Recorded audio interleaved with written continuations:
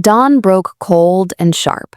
For the first time, young Elian rode with the men to witness his father's justice. Elian expected a terrifying monster from the nursery tales.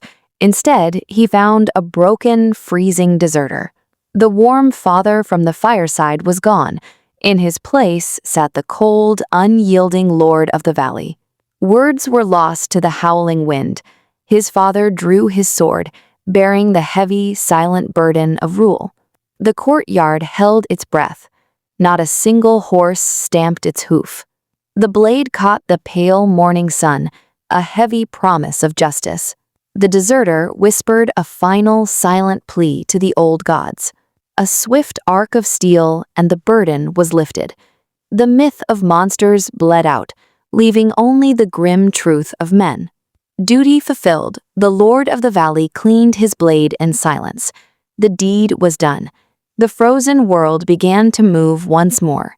With the justice served, it was time to leave the foothills behind. They turned their backs on the dead, riding away from the edge of the world. The journey home felt longer, the silence heavier. Elian could not unsee the blood on the frost. The man who passes the sentence must swing the sword, his brother reminded him. The icy waters washed away the dirt, but not the memory of the morning. Daylight claimed the valley, bright and bitterly cold. For a fleeting moment, the Lord checked on his son. Home appeared on the horizon, a fortress against the coming winter. The ancient gates welcomed their Lord's return. Inside, the castle was alive with the noise of the living. Elian's feet touched the ground, heavy and unsteady. His mother waited on the steps, the heart of their home. The Lord of the Valley vanished, the father returned. She saw the change in her boy's eyes instantly. They left the bitter cold for the safety of the stone walls.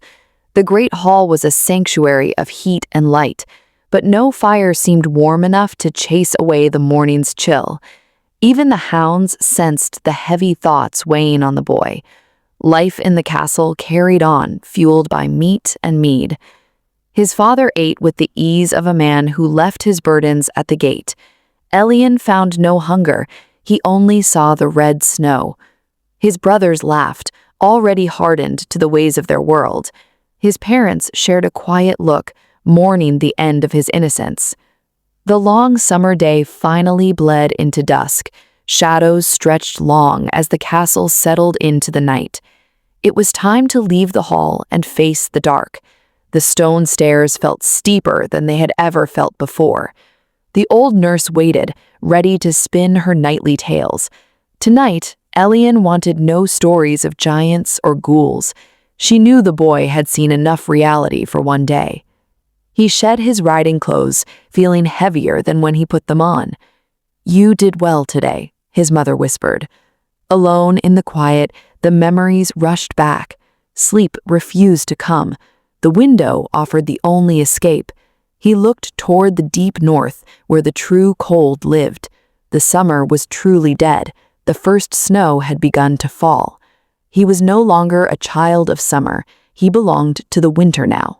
Tomorrow, he would wake as a man of the valley. Elian woke to a world transformed. The long summer was truly buried. The wooden sword in his hands no longer felt like a game. Down in the yard, the rhythm of the castle was the song of steel. His brother fought with the heavy, calculated grace of a future lord. The old master beckoned. It was time for the boy to begin. He stepped into the ring, leaving the safety of the sidelines behind.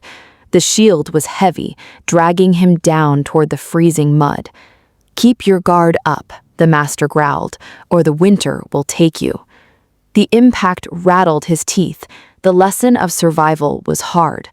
A lord must learn how to fall before he can learn how to stand. But a lord never stays on the ground. Later that day, the heavy matters of the realm called. Through the cracked door, Elian heard the murmurs of worried men. The map was a sprawling expanse of white space and dark rumors. "The wildlings are massing," the scout warned, "moving south." His father carried the weight of 1,000 vulnerable lives. That deserter was fleeing something worse than my sword, his father murmured. The monsters were real, and they were marching toward the wall. Seeking quiet, Elian wandered into the godswood. The ancient trees watched in silence, weeping for the coming cold.